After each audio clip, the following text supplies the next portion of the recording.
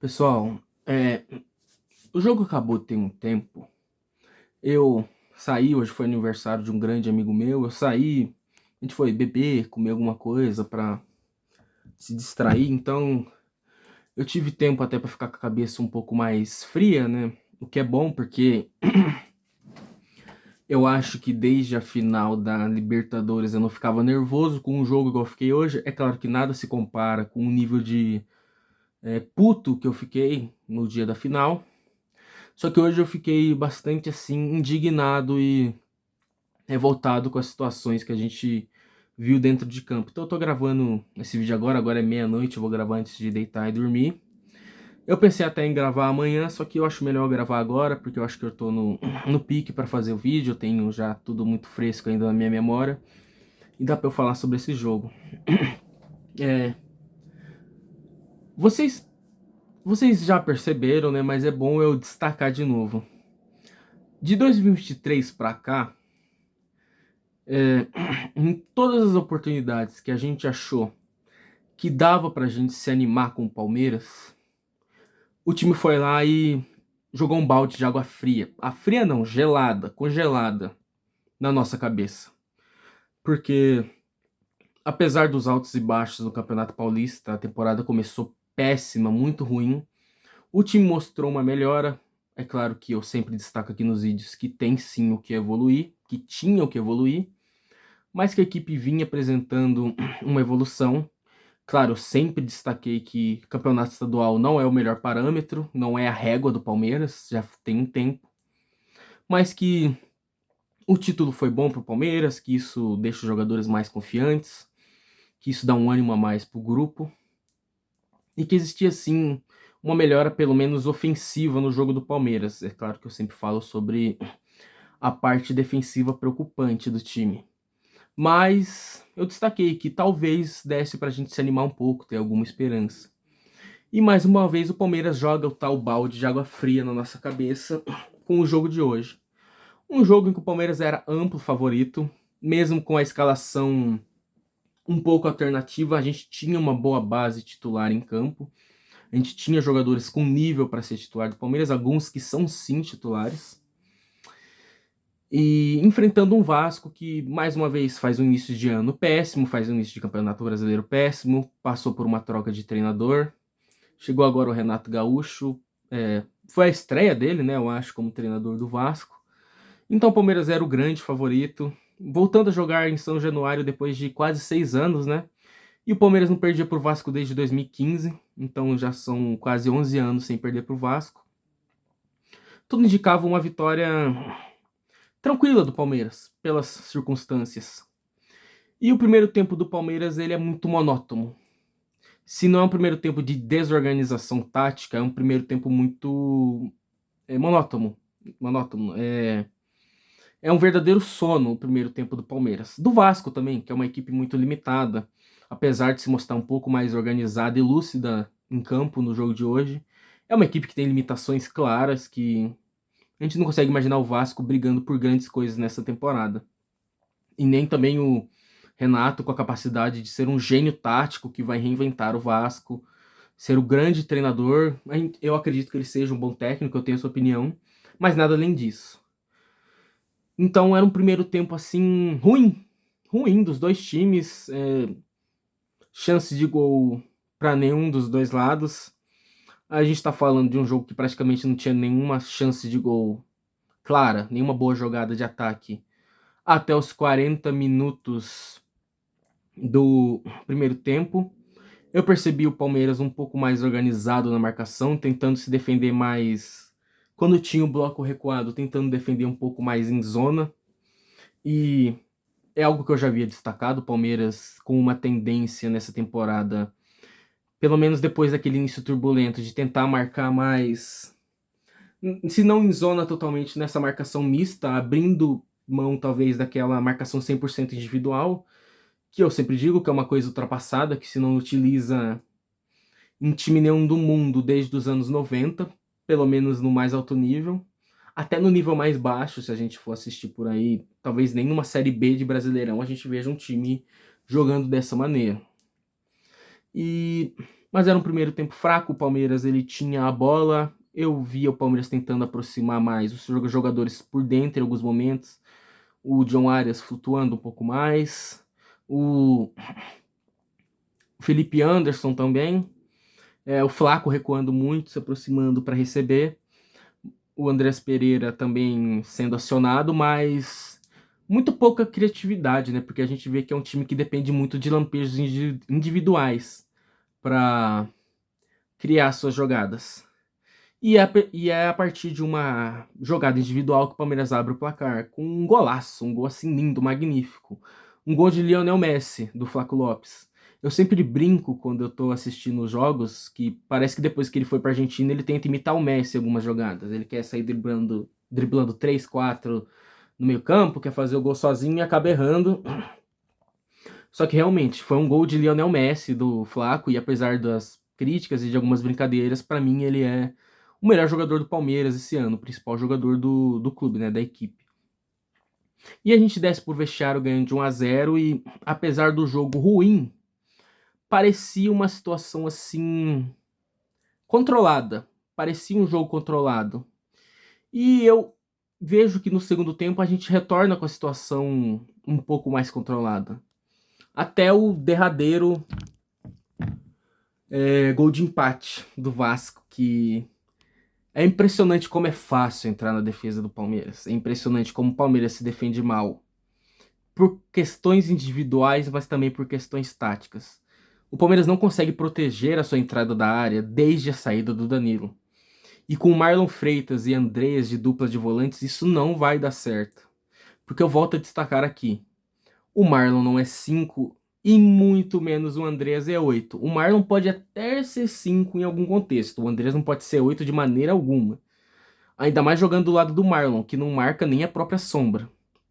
Então, é uma tabela ali por dentro que parece que não tem ninguém ali. Parece que o Vasco chega tocando e tabelando na frente de cones, porque não parece que tem jogadores do Palmeiras presentes ali na situação. O Thiago Mendes acaba fazendo o gol.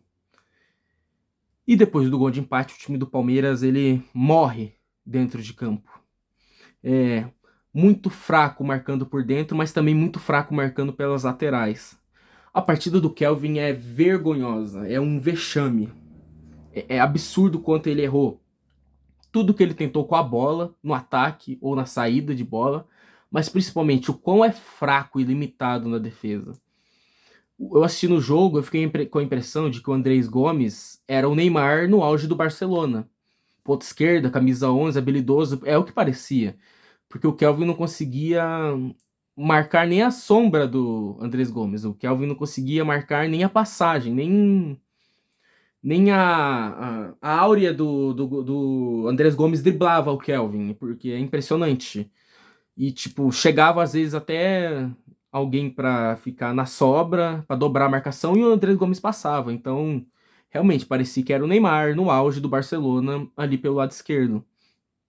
E o Palmeiras passa a tomar muita pressão, e é incrível como o, a comissão técnica do Palmeiras, e eu vou falar comissão técnica porque hoje não estava o treinador do time, né? Porque estava suspenso, estava o João Martins.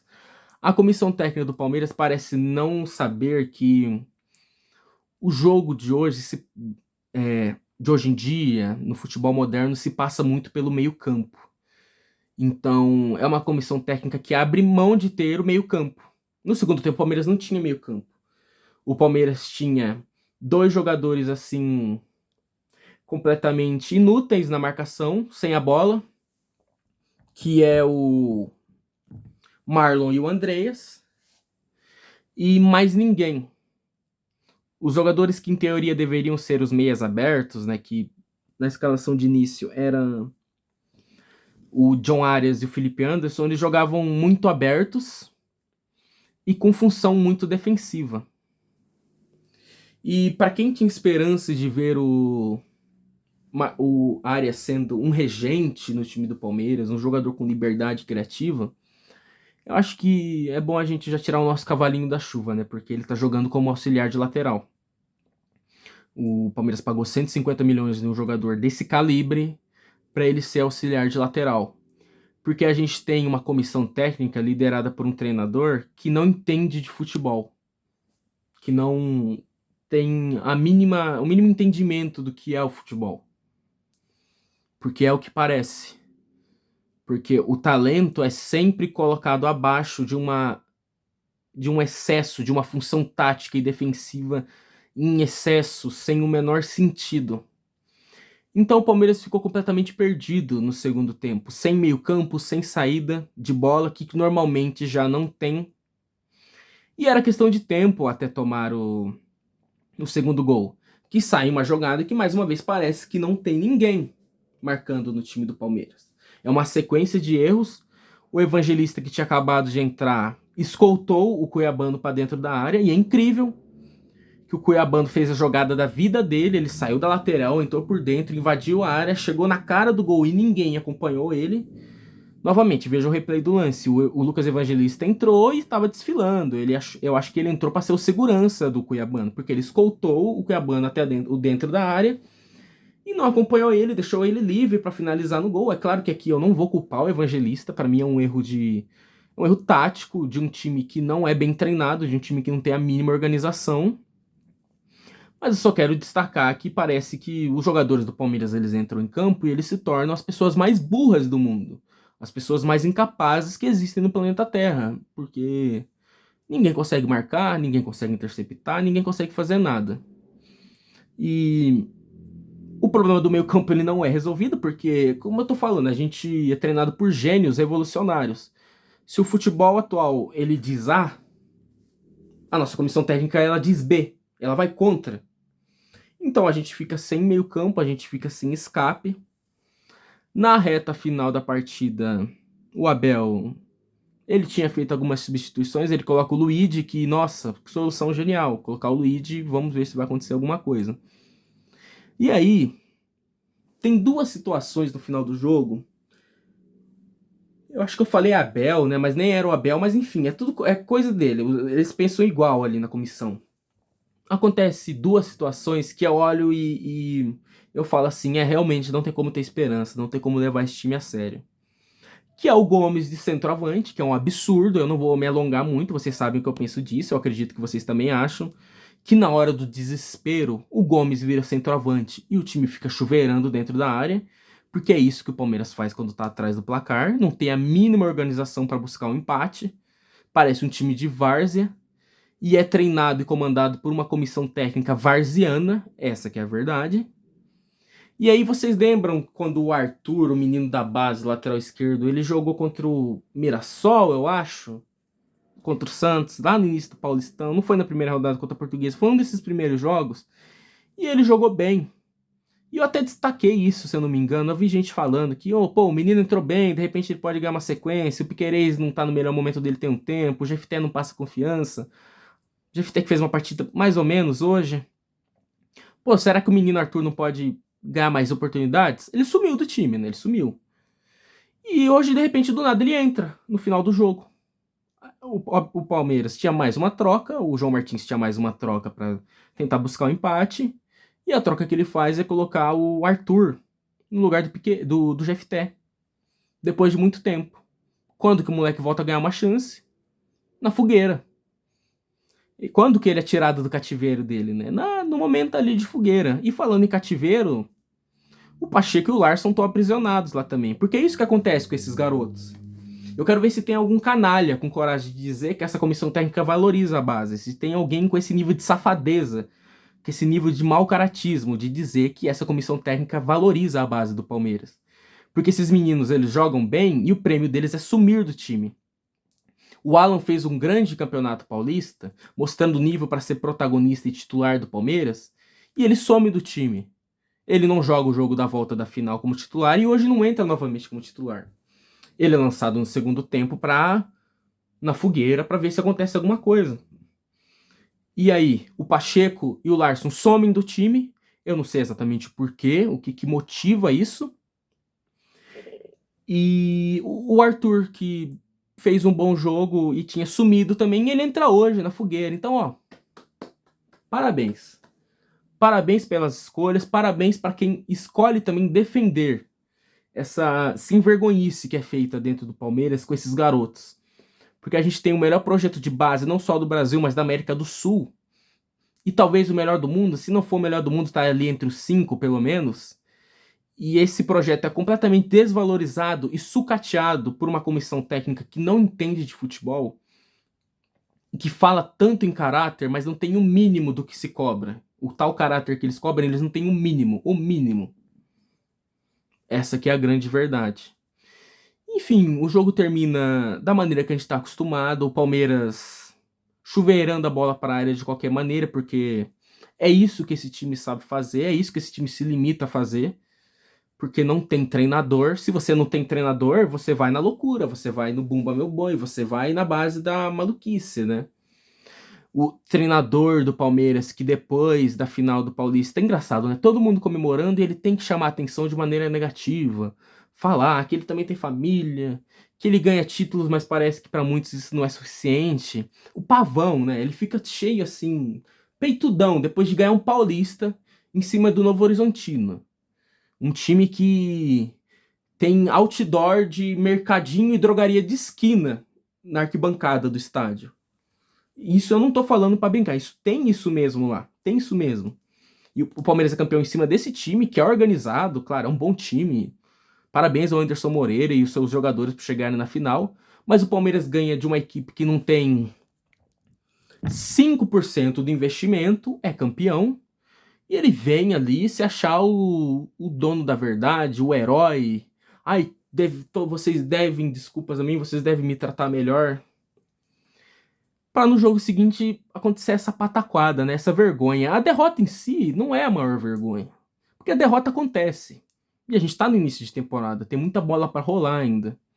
Mas a maneira que se perde é inacreditável, é inaceitável.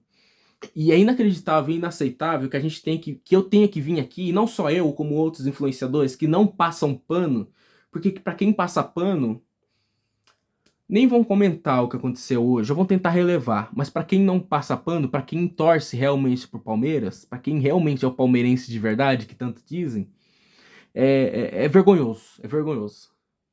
E desanima muito, de verdade, porque não dá uma impressão de que a gente vai ter uma evolução. Não dá pra gente se imaginar sonhando com uma Copa do Brasil, com um Brasileirão, muito menos com a tão sonhada Libertadores, né? O Tetra que escapou das nossas mãos ano passado e que talvez escape novamente nessa temporada. O Flamengo trocou de treinador, veio o Jardim, ele já começa bem, eu não sei se vai dar certo ou se vai dar errado, mas tem muito potencial para dar certo. E parece que a gente fica parado no tempo, né? Parece que a gente fica refém de títulos que a gente ganhou lá atrás e refém de um treinador que já não existe mais. De uma comissão técnica que deixou de trabalhar com futebol já faz muito tempo. O nosso treinador, ele é relojoeiro, ele é faqueiro, ele é coach, né? Eu sempre vou dizer aqui, ele é o Pablo Marçal de Penafiel. Ele é tudo isso, tudo que você imaginar, menos do que ele deveria ser, que é treinador de futebol, né? Então, desanima. Desanima. No geral, é isso. Muito obrigado a você que teve a paciência de assistir esse vídeo, que vai ficar um pouco mais longo do que o normal, né? Porque esse jogo trouxe algumas situações importantes, né, pra gente falar. Mas enfim, muito obrigado por você que assistiu o vídeo. Como eu sempre peço, deixa seu like, seu dislike, seu comentário, sua crítica, seu elogio. Compartilhe o canal. E me ajude a crescer aqui, enfim, para que eu tenha alguma alegria envolvendo o meu time, né? Que pelo menos o meu canal me traga alguma alegria. Muito obrigado a todos vocês e, como eu sempre digo, avante palestra.